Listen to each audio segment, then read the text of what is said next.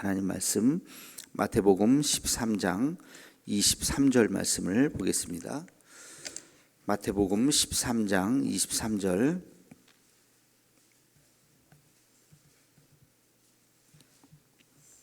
찾으셨으면 함께 같이 읽겠습니다. 마태복음 13장 23절입니다.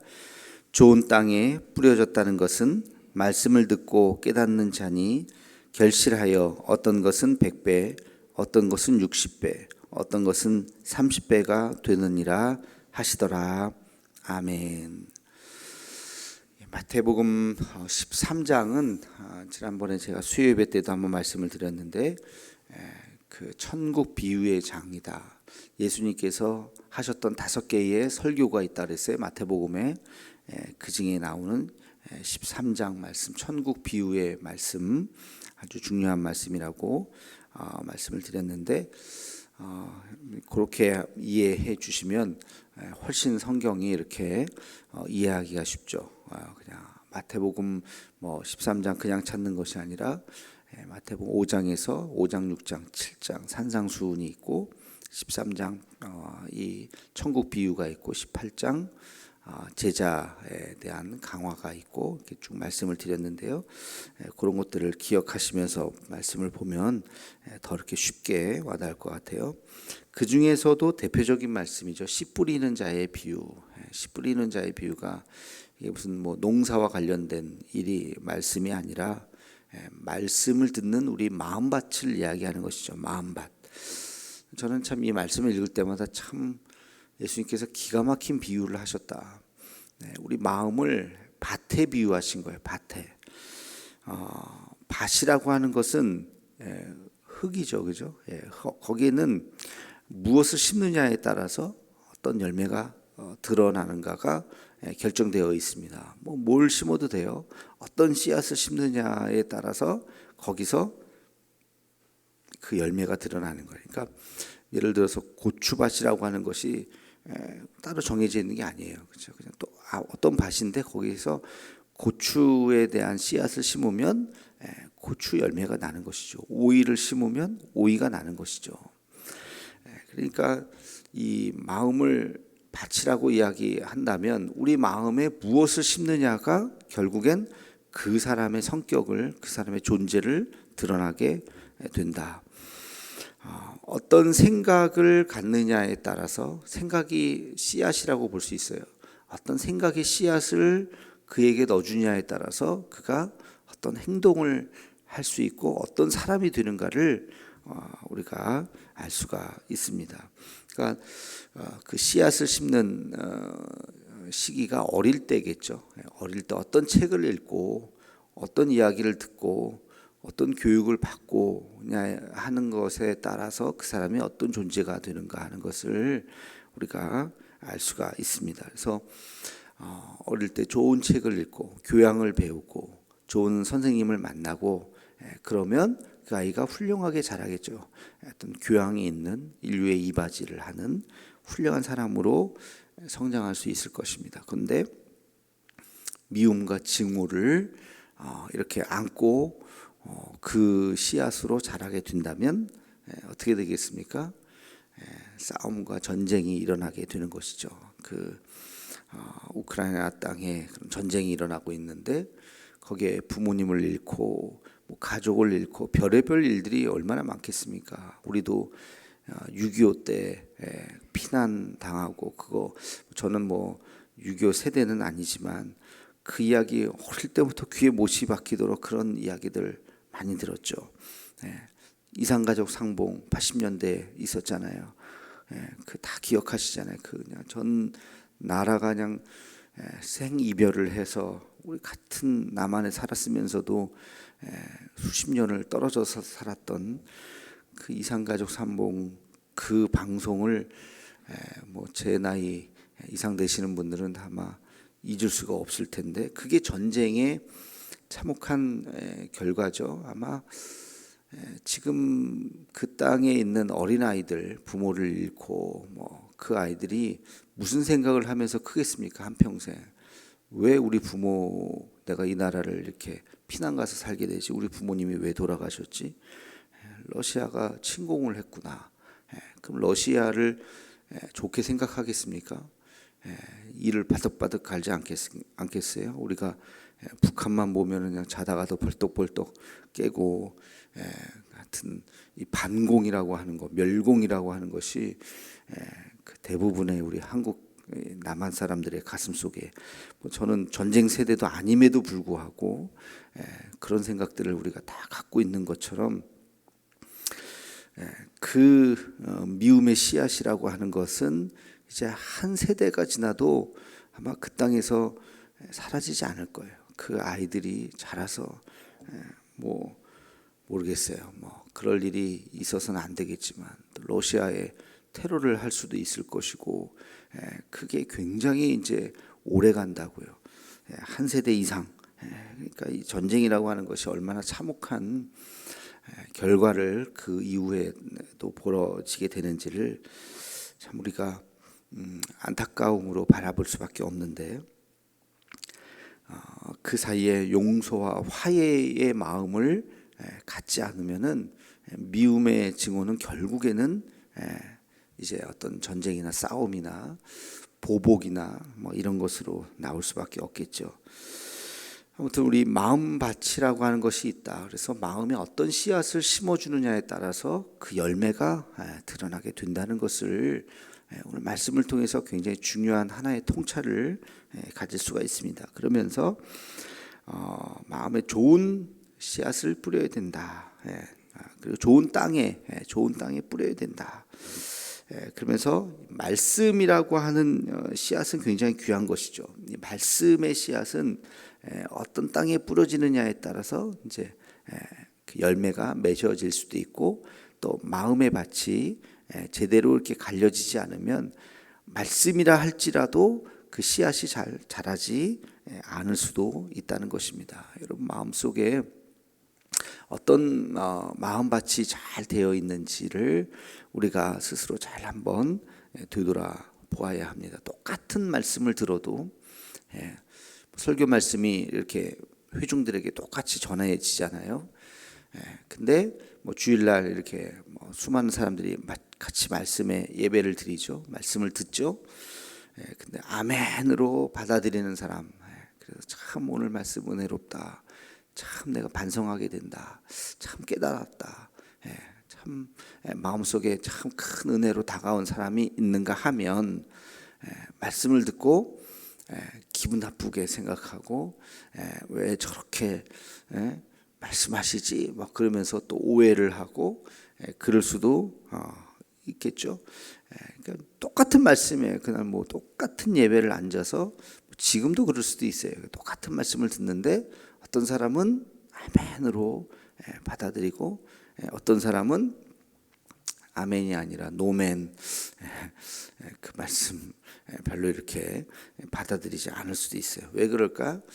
마음의 상태, 우리 마음밭이 이렇게 잘 일궈지지 않으면, 그러면 그 말씀의 귀한 씨앗도 제대로 열매 맺지 못한다고 하는 것입니다. 그래서 말씀을 듣는 중요한 자세가 필요합니다. 자세가, 첫째는 그것이 인간의 말로 들어서는 안 되죠.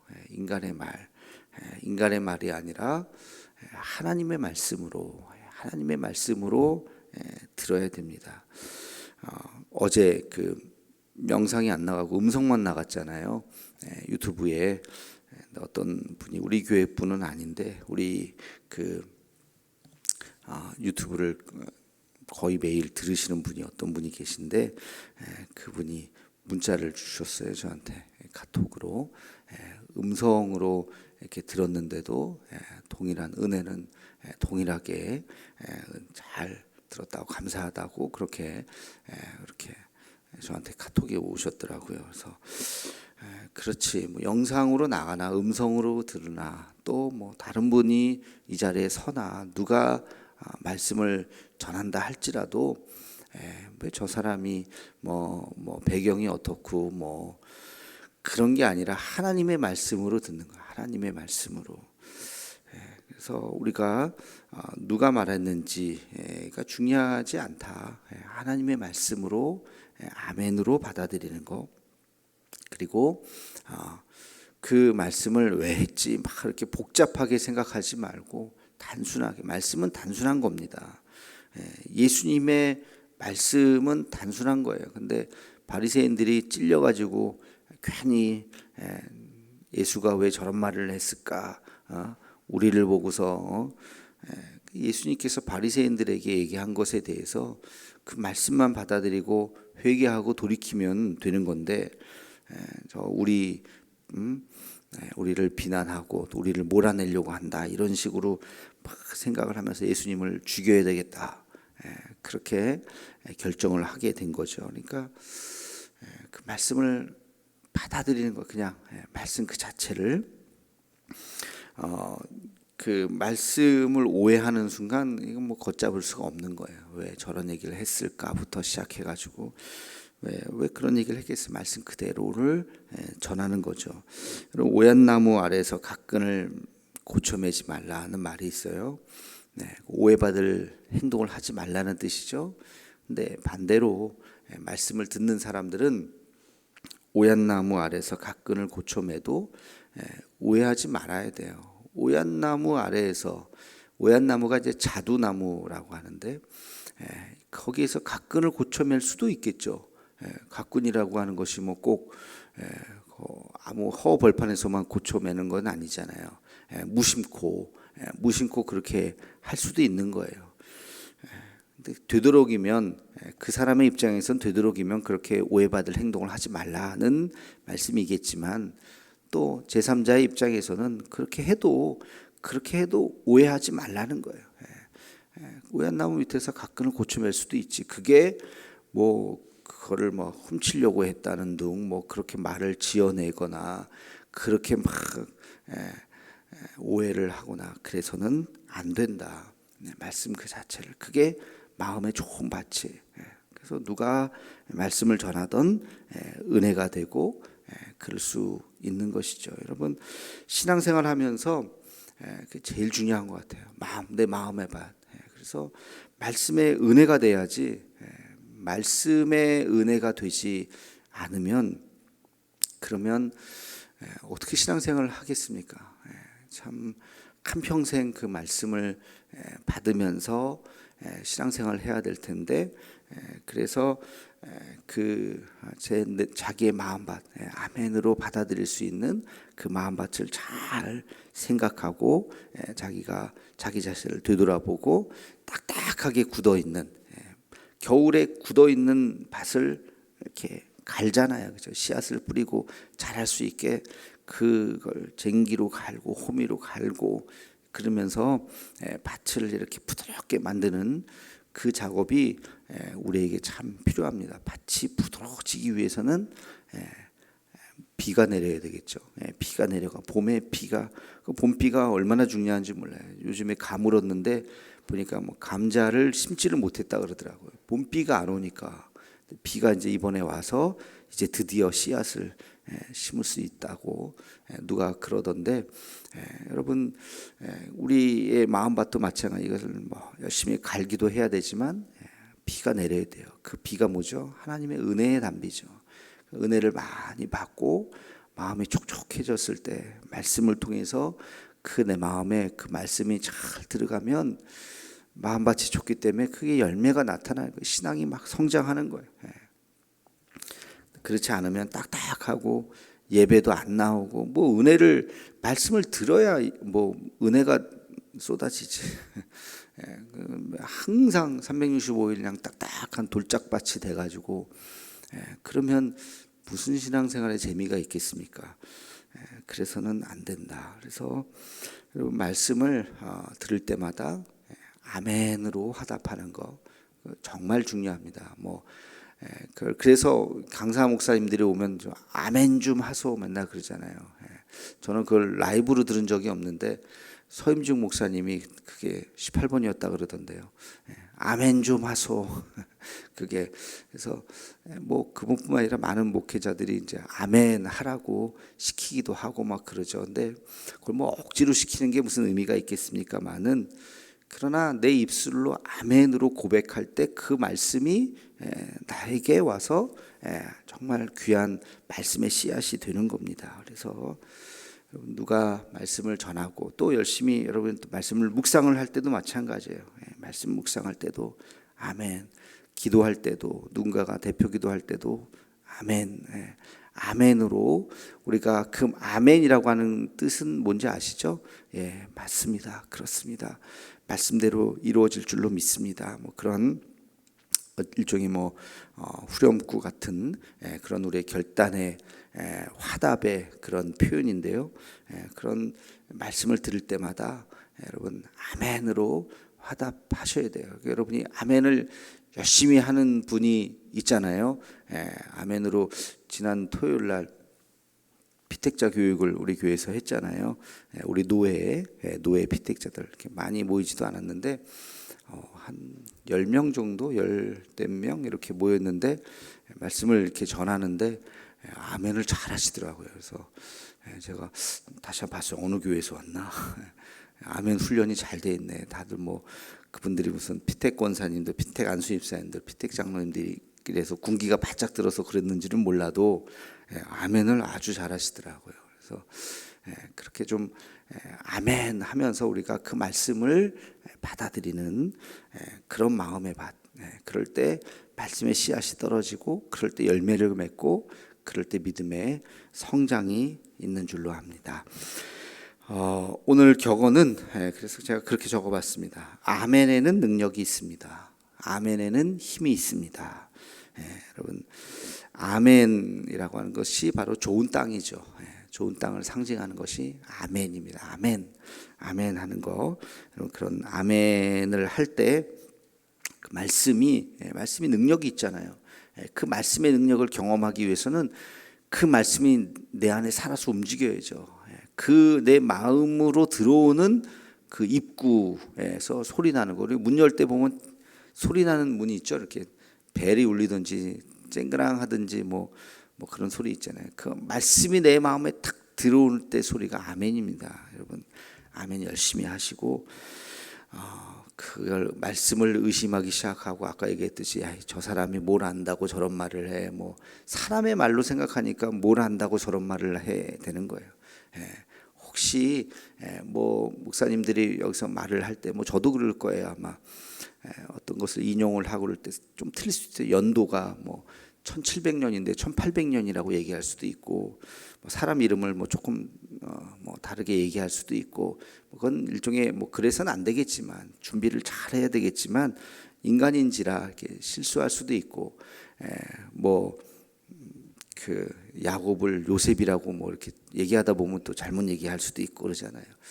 그런 것들은 그냥 실수구나라고 생각하고 너그럽게 넘어가요. 어떤 분들은 그런 목회자들이 그런 말 한마디 실수했다고 목회자의 준비가 안 돼 있다는 자격이 안 된다는 등 그 말 한마디 단어 하나 때문에 마음을 탁 닫고 있는데 자기 손해죠.